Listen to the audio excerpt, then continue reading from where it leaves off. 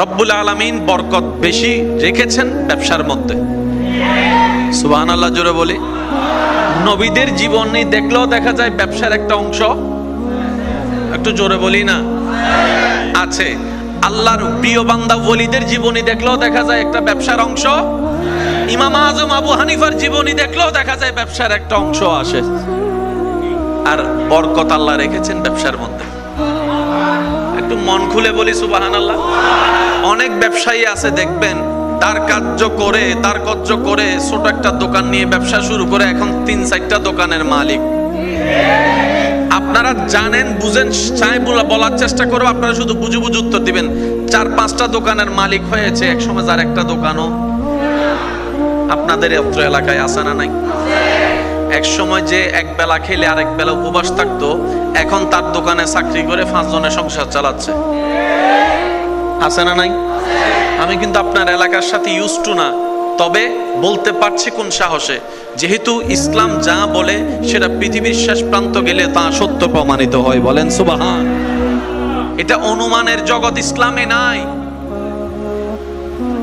ইসলামের প্রত্যেকটা শব্দ অথেন্টিক এবং প্রমাণ সাপেক্ষ। বলেন সুবহানাল্লাহ। এবার আমি আপনাদেরকে একটা কথা বলি, মনোযোগ দিয়ে শ্রবণ করবেন। আপনার এলাকায়, আমার এলাকায়, আমাদের এলাকায় অতীতকালের অনেক বড় বড় কোটিপতি ব্যবসায়ী আছে যাদের জায়গা সম্পত্তির কোনো অভাব, কিন্তু একটা সময় গিয়ে নিজের জায়গা নিজে ইউজ করতে পারে না, ভোগ করতে পারে না। এরকম অনেক ব্যবসায়ী, ইশারায় বলে যাচ্ছি, বাকিটা আপনারা বুঝে নেন। এক সময়ের অনেক টাকা, অনেক জমিন, কোথায় কোথায় জমিন আছে নাতিপতিরা জানে না, দাদাই কিনছিল, বড় বড় ব্র্যান্ডের নাম, কিন্তু অন্যরা দখল করে বসে আছে, অন্যরা ভোগ করতে আছে। ব্যাপার কি? মনে রাখবেন, আপনার রিজিকে, আপনার পকেটে, আপনার গোডাউনে, আপনার মানিব্যাগে, আপনার দলিলে, আপনার দোকানে, আপনার আলমিরার ভিতরে যদি অন্যের 1 পয়সারও হক থাকে, কয় পয়সা বলেছি?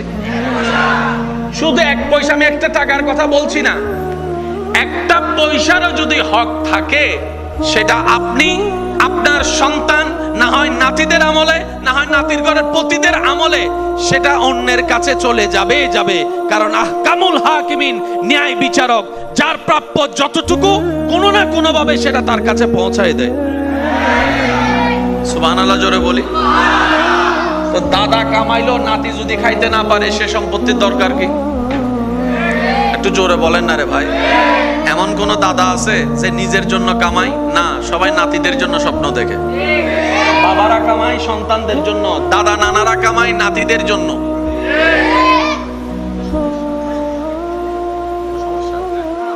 একটু আওয়াজটা যদি একটু কম হয়, একটু মেহেরবানি। মনোযোগ আছে আপনাদের? এবার আপনারা কি লাভ চান না লস চান? রব্বুল আলামিন বলে, ব্যবসা করো নীতির সাথে, লাভের ব্যবস্থা আমি করে দিব।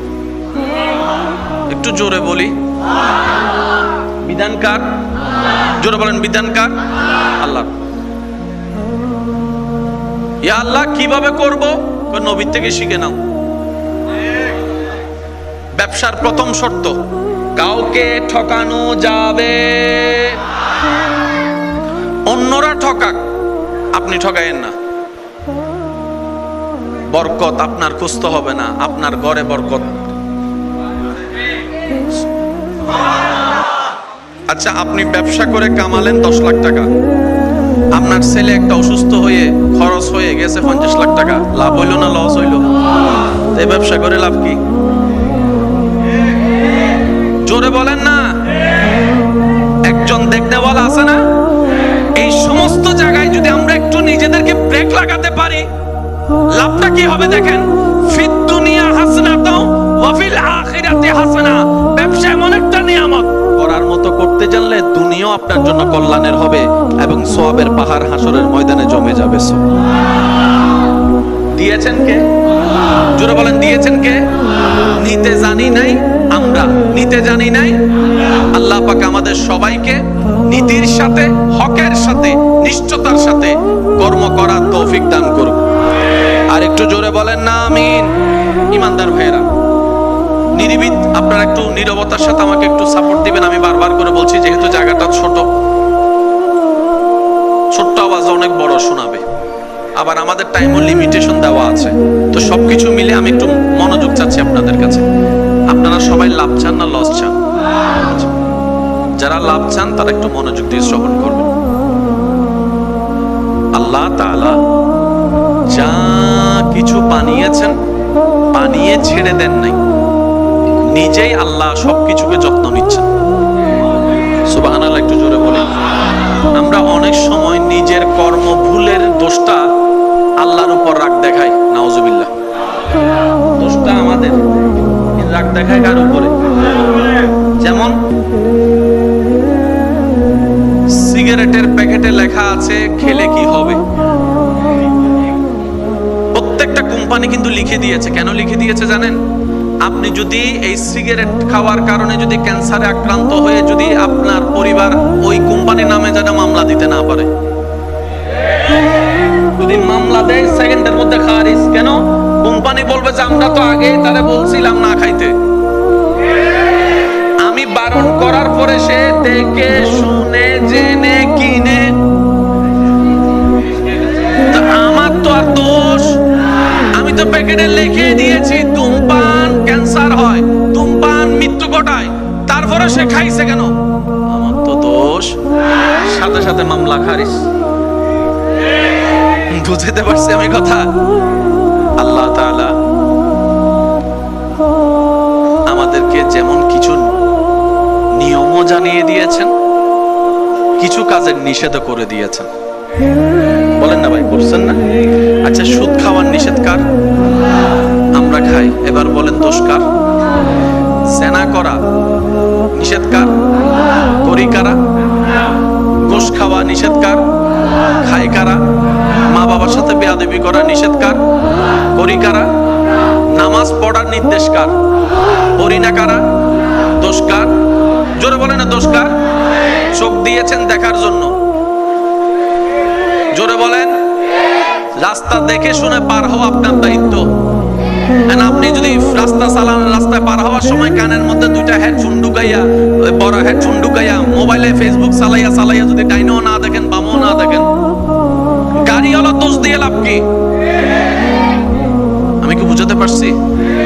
তো প্রত্যেকটা কিছুর মধ্যে একটা কথা মনে রাখবেন, আমাদের অনেক ভাই বোনেরা অনেক ক্ষেত্রে গিয়ে আল্লাহকে একটু ভুল বুঝে, এই জিনিসটা না জানার কারণে। সৃষ্টি জগতে, আমি সবার মনোযোগ চাচ্ছি, সৃষ্টি জগতে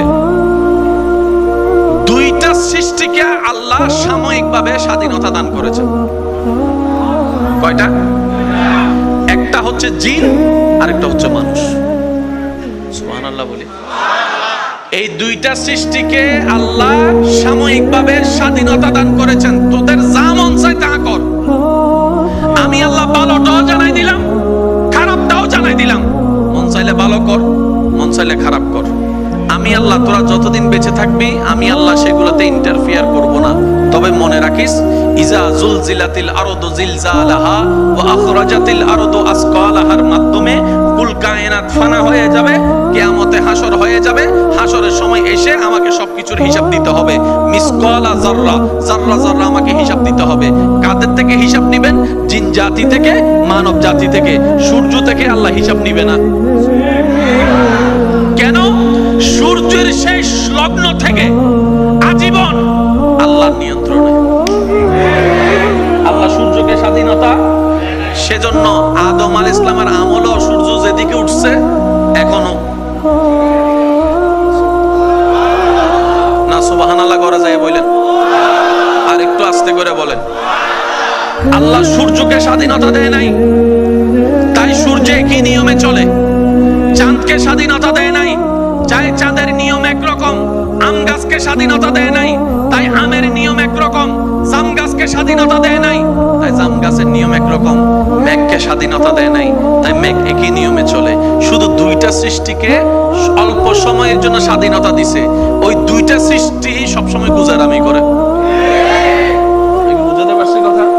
অন্য সৃষ্টিকে আল্লাহ স্বাধীনতা, আর যাদেরকে আল্লাহ স্বাধীনতাই দেয় নাই তারা ভুল করার কোনো সুযোগ সময় থাকে তাদের ভুল করার কোনো সুযোগ, যাদের ভুল করার কোনো সুযোগ নেই তাদের কোনো বিচারও হিসাবও, সেজন্য হাসরের ময়দানে আম গাছের কোনো বিচার নাই। আস্তে আস্তে করুন, আস্তে আস্তে। এদুন মানুষ 40 শীতে পাওয়া যায়। আল্লাহু আকবার।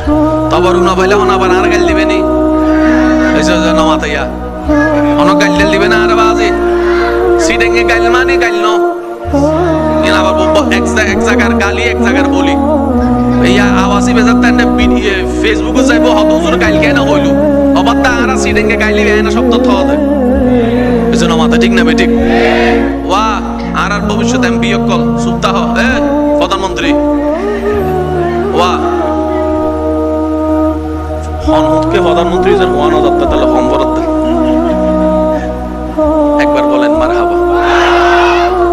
আম গাছের কোনো স্বাধীনতা, গাছে আপনার সূর্যের কোনো স্বাধীনতা, জিব্রাইলের স্বাধীনতা, জোরে বলেন মিকাইলের স্বাধীনতা, ইসরাফিলের স্বাধীনতা, আজরাইলের স্বাধীনতা, আমাদের স্বাধীনতা, আমাদের স্বাধীনতা, আমাদের স্বাধীনতা, আমাদের স্বাধীনতা, আমাদের স্বাধীনতা। রব্বুল আলামিন বলে তোমাদেরকে জন্মের থেকে বুঝ হওয়া পর্যন্ত, এই বুঝ থেকে মরণ পর্যন্ত আমি আল্লাহ বিবেক দিয়ে দিলাম, দেখার জন্য চোখ দিয়ে দিলাম, শোনার জন্য কান দিয়ে দিলাম, ধরার জন্য হাত দিয়ে দিলাম, চলার জন্য পা দিয়ে দিলাম, বলার জন্য মুখটা দিয়ে দিলাম। এবং আমি এটাও জানাই দিলাম বান্দারে চোখ দিয়ে যদি কাবা দেখো আমি আল্লাহ খুশি হয়ে যাব। সুবহানাল্লাহ। চোখটা দিয়ে যদি তুমি মসজিদ দেখো আমি আল্লাহ খুশি হয়ে যাব। চোখটা দিয়ে যদি তুমি মা বাবার চেহারাটা দেখো মায়ার নজরে আমি আল্লাহ খুশি হয়ে তোমাকে সওয়াব দান করে দিব। সুবহানাল্লাহ। চোখটা দিয়ে যদি তুমি একজন বৃদ্ধ মানুষকে গর্তে পড়া থেকে যদি হাতটা দিয়ে টেনে তোলো, হাতের ব্যবহারটা সুন্দর করো আমি আল্লাহ খুশি হয়ে যাব। বান্দারে তোমার মুখটা দিয়ে যদি কোরআন তেলাওয়াত করো আমি আল্লাহ খুশি হয়ে যাব। সুবহানাল্লাহ। যাকে তাকে বড় ছোট সবাইকে যদি মুখ দিয়ে সালামটা দাও আমি রব খুশি হয়ে যাব। সুবহানাল্লাহ। ভালো কাজের আদেশ যদি দিতে পারো, মন্দ কাজ থেকে যদি মানুষকে সুন্দরভাবে নিষেধ করতে পারো জবান দিয়ে আমি আল্লাহ খুশি হয়ে যাব। একজন ক্ষুধার্ত মানুষকে যদি খাবারের ব্যবস্থা করে দিতে পারো আমি আল্লাহ খুশি হয়ে যাব। কেউ বিপদে পড়েছে দৌড়াই গিয়ে পায়ের ব্যবহার করে তুমি যদি তাকে উদ্ধার করতে পারো, সাহায্য করতে পারো আমি রব খুশি হয়ে যাব। চোখের কোন কোন ব্যবহারে আমি খুশি হব সেটাও জানাই দিলাম। চোখের কোন কোন ব্যবহারে আমি আল্লাহ নারাজ হব, গুনাহ দিব সেটাও জানাই দিলাম। এবার দেখা না দেখা তুমি বান্দার ইচ্ছা, আমি আল্লাহ কিচ্ছু বলবো না। তবে মনে রেখো হাসরে এসে আমাকে পার সেকেন্ডের হিসাব বুঝাই দিতে হবে, পার সেকেন্ডের হিসাব বুঝাই দিতে হবে। এক একটা সেকেন্ড আমি রবকে বুঝাই দিতে হবে যা আমি দিয়েছি সব হিসাব আমাকে বুঝাই দিতে হবে। যদি হিসাব বুঝাই দিয়ে আমাকে খুশি করতে পারো তাজরি মিন তাহতিহাল আনহার ওয়ালা জান্নাত আমি আল্লাহ তোমার নামে বরাদ্দ করে দিব। সুবহানাল্লাহ। আর যদি আমাকে খুশি করতে না পারো ফি নারে জাহান্নাম আগুনের মধ্যে আমি তোমাকে নিক্ষেপ করব। আল্লাহ আগুনে নিক্ষেপ করবা কেন? রব বলে যে আমাকে যে খুশি করতে পারে তার জন্যই রয়েছে জান্নাত। সুবহানাল্লাহ। মনে থাকবে ইনশাআল্লাহ। জোরে বলি ইনশাআল্লাহ। আরো জোরে বলেন ইনশাআল্লাহ। এবার বলেন প্রত্যেকটা জায়গায় পজিটিভ নেগেটিভ আছে না নাই? লাইটের ভিতরে, সাউন্ড বক্সের ভিতরে, মোবাইলের ভিতরে, প্রত্যেকটা জায়গায় পজিটিভ নেগেটিভ আছে। এবং কি আপনার আমার শরীরের ভিতরেও পজিটিভ নেগেটিভ আছে।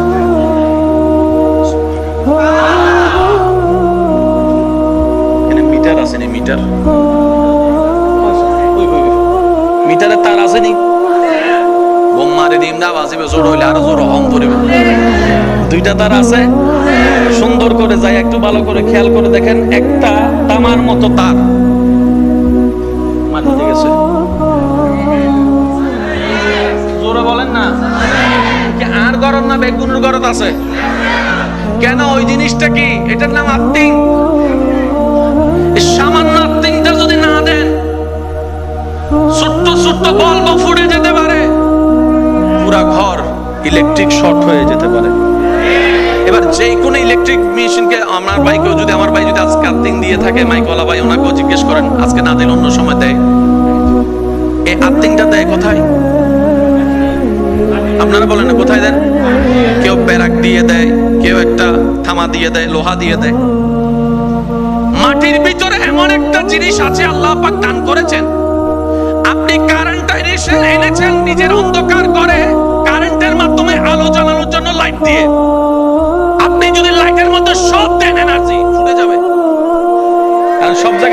পজিটিভও আছে, নেগেটিভও।